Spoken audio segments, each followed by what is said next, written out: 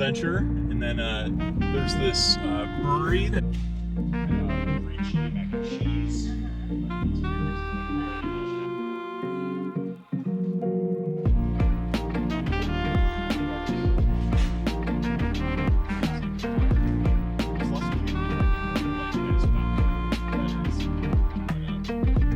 I run GarageGrownGear. Cool. Yeah. GarageGrownGear. We'll wait for that. It's pretty exciting.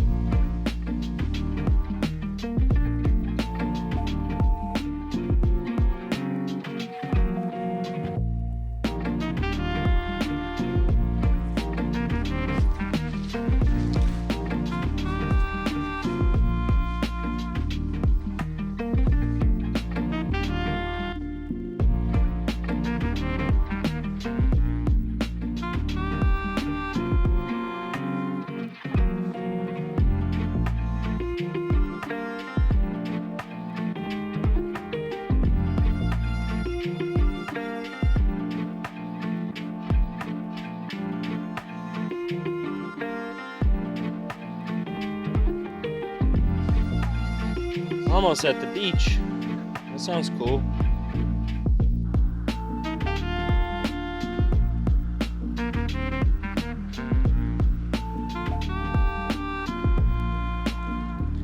Okay. So if the high point is 1,800 feet, then we'll never have to do a climb more than 1,200 feet.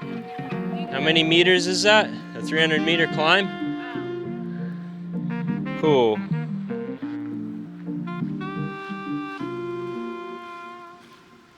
It's challenging out here. Okay. Tiny rock. Your feet are really sinking in.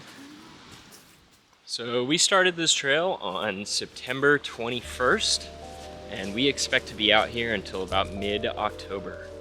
And I think we've hit the fall colors absolutely perfectly, because everything seems to be changing rapidly.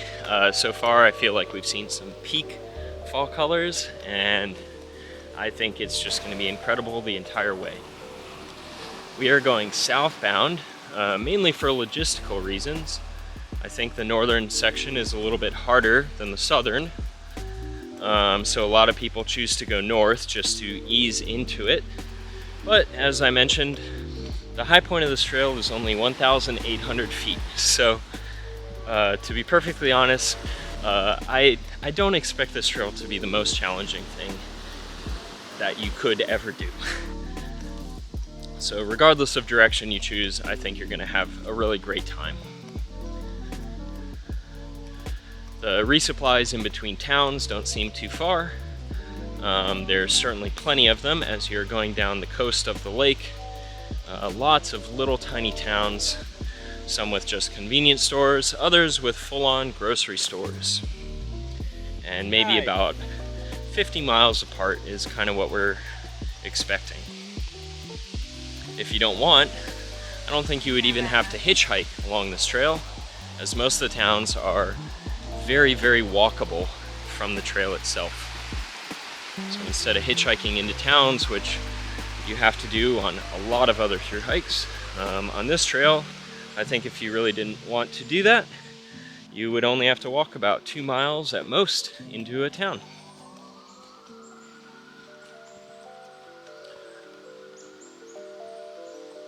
So this is the Superior Hiking Trail, named after, of course, Lake Superior, one of the Great Lakes in the United States, one of the biggest lakes in the United States, and you are walking alongside it for the entire hike.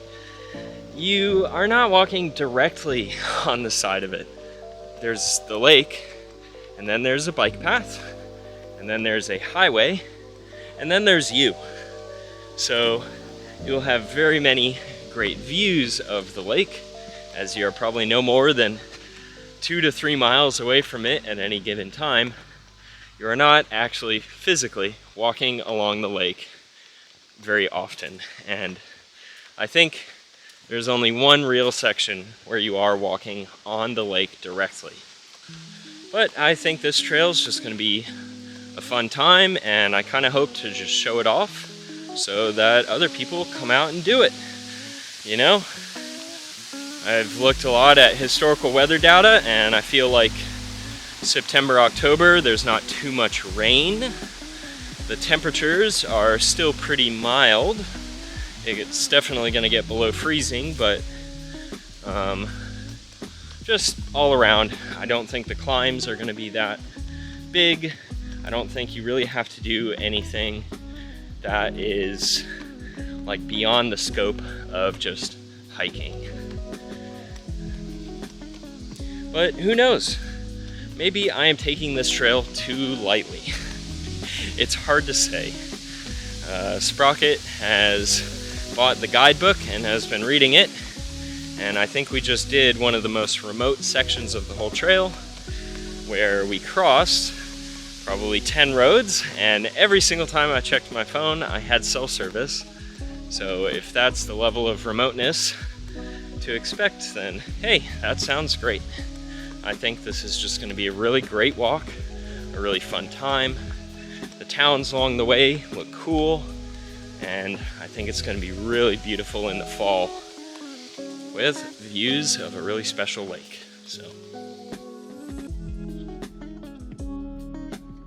I think because there's a beautiful little coastal town every 50 miles, because there's a campsite complete with benches and latrines every 3 miles on average, that you have cell service out here, that there's a community surrounding this trail, that the path is exceptionally well maintained and well marked. Water is abundant, the weather is mild, and the scenery is fantastic, with views of the lake, out of this world autumn colors, and fun little boardwalks around every bend. All of these things make for an incredible recipe. If you're an experienced thru hiker, this makes for a really fun walk, especially so in the fall. If you're someone who is just getting into thru hiking, with maybe aspirations of hiking the Appalachian Trail, I truly believe that there is no better hike to start out with than this one. a lake view. To train on, to learn on, test new gear, practice new skills, spend time disconnected in the wilderness. Either way, I think you're going to have a great time. The Superior Hiking Trail is, of course, following Lake Superior, the largest freshwater lake in the world. The trail itself is wonderful from start to finish. While there are many other hikes which are very similar to this one in length and scenery, I don't think that there are many other trails that are on quite the same level.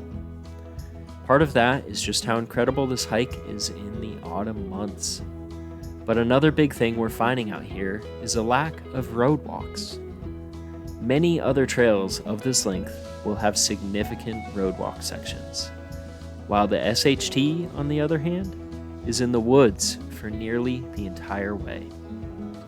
Walking over boardwalks, past beaver ponds, through the green tunnel, over rocks and roots and little hills with great vistas. Everything about the SHT, from the colors, the cute towns, great trail, and friendly community. The Superior Hiking Trail is truly a gem of all gems, and I think I would recommend it to just about anyone who's looking to get some extra miles or dip their feet into the long-distance hiking world. So here we are on our 310-mile walk down the coast of Lake Superior and across the state of Minnesota. I look forward to what's to come.